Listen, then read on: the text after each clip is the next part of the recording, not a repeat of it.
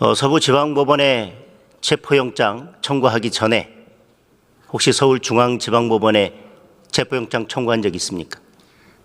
지금 서울동부법원하고 서울중앙법원, 그다음에 군사법원 세 군데에 청구한 적이 있습니다. 지금 윤석열 대통령에 대한 체포영장이 지금 서부지방법원에서 발부됐지 않습니까? 네, 그 전에 서울중앙지방법원에 청구한 적이 있는지를 물었습니다. 체포영장요? 예. 없습니다. 체포영장 청구한 적 없습니까? 윤석열 대통령에 대한 체포영장은 서부법원에 처음 청구했습니다. 예. 지금 공수처에서 내란죄에 대한 수사 권한이 있다고 주장하는 근거는 직권남용죄에 대해서 수사할 권한이 있기 때문에 그와 직접적인 관련이 되어 있는 내란죄에 대해서도 수사 권한이 있다 이렇게 주장하고 계시지 않습니까? 맞습니다. 예. 만약에 직권남용 행위가 내란죄의 수단이 되었다면 나중에 그것이 별개의 범죄가 성립된다 하더라도 내란죄로만 형이 정해질 것입니다. 맞습니까? 저희들은 이 사건 행위에 있어서 그 직권남용 권리, 직권남용죄, 그다음에 특수공용물 손괴죄, 지금 직권남용죄와 불법 체포 미수 등 여러 가지 저희들 수사 대상인 범죄를 직권남용죄에 대해서 제가 물었습니다. 직권남용죄와 내란죄가 성립되지만 그 직권남용죄가 내란죄의 수단이 된 경우에는 과형상 일죄가 돼서 형이 더 높은 내란죄로 처벌되느냐를 물었습니다. 직권남용죄와 내란죄의 관계는 그 의원님께서 말씀하신 그런 관계일 수도 있고 어쨌든 관련된 범죄인 것은 그렇다면 사실입니다. 그렇다면 내란죄와 직권남용죄의 법정형은 큰 차이가 있습니다. 내란죄의 법정형이 훨씬 더 무겁습니다. 그리고 본래 공수처는 내란죄 수사권이 없습니다. 직권남용죄를 빌미로 해서 지금 내란죄에 대한 수사를 하고 있습니다. 그런데 그 두 가지 범죄가 성립된다 하더라도 직권남용죄가 내란죄의 수단이 된 경우에는 과형상 일죄가 돼서 내란죄로 처벌될 것이고 내란죄의 법정형이 훨씬 더 높습니다. 그런데 본래 수사 권한이 없는 내란죄를 직권남용죄를 이유로 가져간다고 하는 것은 새우가 고래를 삼키겠다고 하는 것과 똑같습니다. 자, 처음부터 이 사건을 가져갈 때 내란죄를 가지고 이 사건을 이첩받았습니다. 이미 내란죄에 대한 수사가 진행되고 있었습니다. 맞습니까? 저희들은 직권남용 권리행사 방해죄와 내란죄 같이 수사하고 있는 그런 상황이었습니다. 의원님께서 말씀하시는 법리가 맞긴 하지만은 그렇지만은 직권남용 권리행사 방해죄가 그동안 공수처에서 수사 대상인 것은 분명합니다. 제대로 수사를 해서 성과를 낸 사건이 없습니다. 공수처 생긴 이래로 지금껏 수사를 제대로 해서 성과를 낸 사건도 없었고 지금 체포영장 집행도 제대로 이루어지지 않고 있습니다. 그런데 직권남용죄를 이유로 해서 내란죄 수사를 하겠다고 하는 것은 저는 정략적 이유라고 생각을 합니다. 들어가십시오. 처장님께도 묻겠습니다. 예. 윤석열 대통령에 대한 체포영장이 서부지방법원 말고 서울중앙지방법원에도 청구된 적이 있습니까? 그 부분에 대해서는 제가 알지를 못합니다. 잘 아시다시피 저희들이 2018년도 사후행정권 남용 사건을 계기로 해서 일선 법원에서 영장의 청구 발부에 대한 보고를 받고 있지 않습니다. 그래서 그 부분에 대해서는 현재로서는 확인할 수 있는 위치에 있지 않습니다. 압수수색의 경우에 기밀을 보호할 필요가 있어서 관리자의 승낙을 요한다고 하는 형사소송법 110조 제1항은 법조문에 압수 또는 수색이라고만 되어 있습니다. 예. 맞습니까? 예. 그래서 물건에 대한 압수수색 영장 외에 체포 수색의 경우에도 그 110조가 적용되는지 여부에 대해서 명확한 규정이 없고 학계에 논란이 있습니다. 여기까지는 맞습니까? 그렇습니다. 그리고 기밀을 보호할 필요성은 물건을 압수하기 위해서 수색할 때나 사람을 체포하기 위해서 수색할 때나 그 기밀 보호의 필요성은 똑같이 존재한다라고 볼 수 있다는 의견도 있을 수 있습니다. 여기엔 동의하십니까? 그 부분에 대해서는 이제 두 가지 성질이 좀 다르기 때문에 달리 볼 수도 있다. 달리 볼 수 있는 견해도 있지만 똑같이 보는 견해도 있을 수 있다고 생각합니다. 그렇습니다. 자, 그러면 이렇게 논란이 있는 이 110조에 대해서 법관이 체포영장을 발부하면서 110조, 111조의 적용을 배제한다고 기재하는 것이 행정처장이 보시기에는 적정했다고 생각하십니까?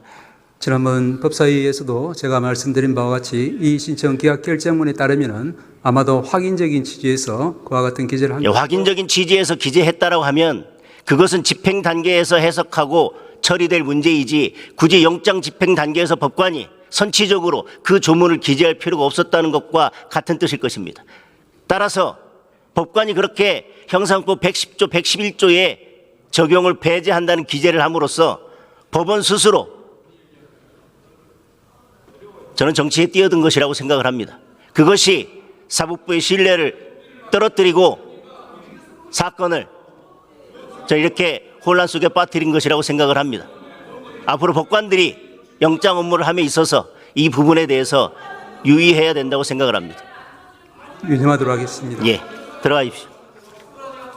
헌재 사무처장님, 지난번에도 질의를 했지만 헌법재판연구원에서 발간한 주석 헌법재판소법에 따라서 제가 몇 가지만 확인하겠습니다. 탄핵 소추 사유의 일부 철회의 경우에는 그 주석서에 의하면 국회 재의결이 필요하다고 되어 있습니다. 맞습니까? 그 주석서에 따르면 예, 그렇소. 그리고 그 재의결에 필요한 정족수는 탄핵 소추 의결 때와 동일하다고 되어 있습니다. 그것도 맞지요? 예, 그 주석서에 따르면 그렇습니다. 탄핵 소추 사유의 일부 철회의 경우에는 상대방의 동의도 필요하다고 되어 있습니다. 주석서에 따르면 맞습니까? 예, 그렇게 되어 있습니다. 자, 그러면 탄핵 소추의 소추 사유의 일부 취하, 철회, 일부 취하는 결국은 사실관계가 다른 탄핵 소추 사유의 일부를 철회하는 것이 탄핵 소추의 일부 취하에 해당할 것입니다. 맞습니까? 그 잘 아시겠지만은 그 부분은 이제 재판부 판단 사항이고요. 자, 재판부 판단 사실이 아니라 제가 법리적인 걸 묻고 있습니다. 재판부에서 어떻게 판단하시든지 그건 판단하겠지만 제가 법리를 묻고 있습니다. 그 주석서에 나와 있는 바에 따르면 그렇게. 자, 국회에서 의결한 대통령 탄핵소추 의결서에 탄핵소추 사유는 두 가지입니다. 위헌 위법한 비상계엄, 즉 실체적 절차적 요건 위반입니다. 두 번째, 내란숙의 범죄 행위입니다. 지금 헌법재판소에서 1차 준비기일에서 정리한 쟁점 네 가지를 보면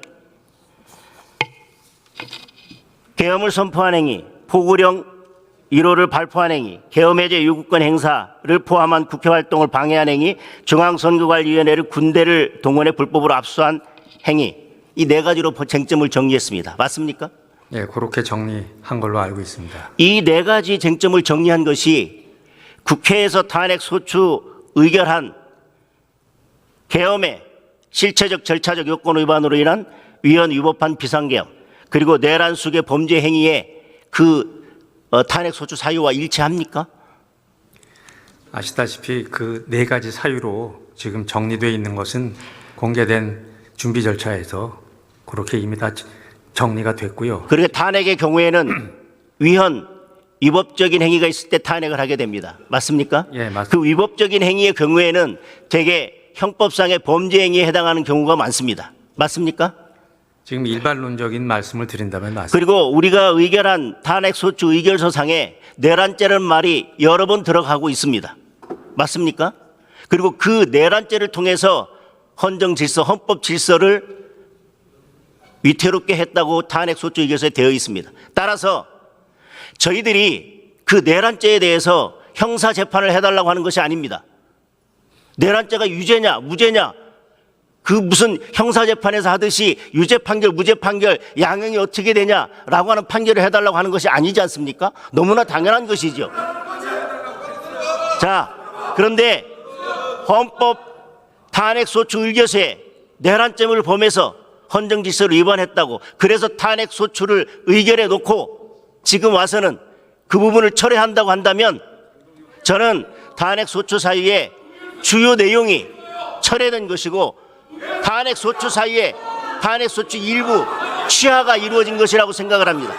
따라서 국회 재의결이 필요하고 그 경우 의결 정족수는 탄핵 의결과 동일하다고 생각을 합니다. 그리고 상대방의 동의도 필요하다고 생각합니다. 답변해 주십시오. 지금 말씀하신 사안에 대해서 지금 심판 절차에서 피청구인 측에서 주장을 하고 있고요. 그리고 그러한 주장을 포함한 재반 쟁점에 대해서 재판부에서 결정을 통해서 판단을 내릴 것으로 알고 있습니다.